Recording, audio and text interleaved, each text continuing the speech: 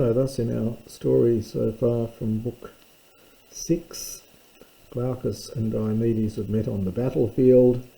Diomedes says, I don't want to fight with gods. He tells him a little bit about his own experiences, about Lycurgus, who did upset a god and paid the price for it. And then he asks him who you are. And Glaukos says, well, if you want to know these things, so that you might know well of my genea, of my hereditary, but many men Isasi know it. And then he goes on, Esti, notice the accent, there is, polis, city, there is a city, Ephuri. This is an old name for Corinth. Literally in the recess, so in the corner of horse rearing Argos, and there Sisyphus, Esken is the iterative from Amy, used to live, and there Sisyphus used to live. And this is the well-known trickster, of course, who tried to cheat death. Who was Kerdistos, the cleverest or sharpest of men? Sisyphus, the son of Aeolus. And we now get a long list of who begat whom. So he's descended from this guy Sisyphus, and he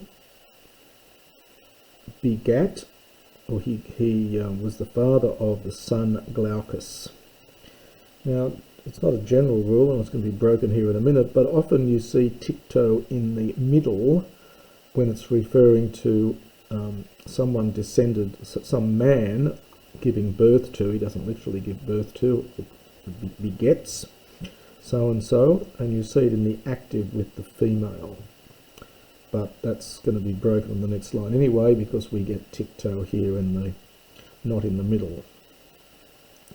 Anyway, so he begat the son Glaukos, but Glaukos begat noble Bellerophon, and we get here then the story of Bellerophon. It's told in a very elusive manner, with many of the details and explanations deleted. There's no mention, for example, of his taming of Pegasus, which occurs in other versions of the myth. Things aren't explained very clearly at all. It's all very cryptic and hidden here, as he tells the story of Bellerophon. Raises lots of questions which just don't get answered. And so the gods, O Hassan, this is from Pasdo, one of these verbs of giving. So he gave to him kalos, beauty, and manly attractiveness. Manly, we might even say sexiness. Aratenon. But Proitus, there's a big but here, altar, but Proitus, Mesato, devised Kaka, evil things for him in his heart. And so Proitus was the king of Argos, and perhaps also of Corinth. In some myths, Bellerophon came to him to be cleansed of blood guilt after murdering somebody, and that might explain this cryptic little bit here. That might explain why Proitus is keen to get rid of him. So he devised evil things for him in his heart, and he, Elasen, from Elauno, he drove him out from the demos, from the land. Now in Homer, demos is land. It's connected with that dar root, that other dar root. There are several of these roots meaning to divide up. So a land is, a demos is a piece of land which has been perhaps subdivided. So Deimos drove him out from the land, since he was stronger by far. So he drove him out from the land of the Argives. He's kept that word back that goes with this bit above here. For Zeus tamed him beneath his scepter. So the Gune, the wife of Proetus, went crazy. This is from that minor my root. Went crazy over him. Divine Antea. And we get an epexegetic infinitive. So she desired madly to mingle in a secret love. So she went crazy about him, and she wanted to mingle in a secret, have a secret affair. The story here is interesting. It's one might compare the story of Potiphar and Hippolytus and Phaedra here, where a woman falls in love with a man who's not interested, and so she gets her revenge by by accusing the man of having raped her, and then the husband comes in and kills the guy, or does terrible things to him. Anyway, so this is what it is. So she went crazy to mingle with him in a secret affair, but now there's the verb from patho, it's epathe. She did not persuade him in any way. Him who is strong-minded Bellerophon, and who is Phronionta Agatha, thinking good things. So he's trying to do the right thing, I think, by Proetus. But she, Pseusamenon, deceiving King Proetus, she said. Now we get this interesting form here. This is it's an optative of wish, and it's a perfect, so it's a perfect optative. You don't see too many of these really. Perfect optative of wish. May you perish, O Proetus. Or Cactani. Now this is again a very strange form. It's from catano, to kill. It's an imperative, as you see by the end here, and it's a reduplicated. So it looks like some sort of reduplicated aorist imperative. So may you perish, O Proetus, or kill Bellerophon, who wanted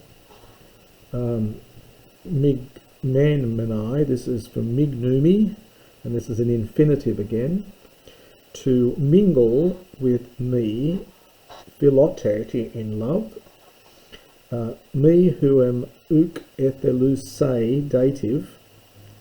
Now this is an accusative here, me. Generally the moi doesn't elide like this, but it's then the sense of it is dative, even if the form is accusative, and so it's a dative participle here. It's slightly strange. Who wanted to mingle with me in love, me who was not willing, so against my will. Ho Sparta, thus she spoke. And Kolos, anger, took the Lord, took the master, Hoionakui, well, literally such a thing he heard, or perhaps hoios for when he heard this. And so she's accused him of trying to seduce her. But, as often happens in these sorts of stories, Eliane, he avoided killing him. So he avoided to kill him, that's infinitive. For Sebasita, he showed respect in his heart. The toge must be some kind of internal accusative in respect to this thing. So for he showed respect in this matter in his heart, but And so that's balancing the men up in the previous line. He didn't want to kill him, but he, Pempe, for Epempe, he sent him off, Min for Auton, to Lycia, which is the nearby land. And he, Porin, this is from Porisdo, or there is a poro verb, I think, but he provided him with Samata Lugra baleful signs, having written soul many thumophora soul destroying things in the folded Pinax tablet. So he's sent him a letter.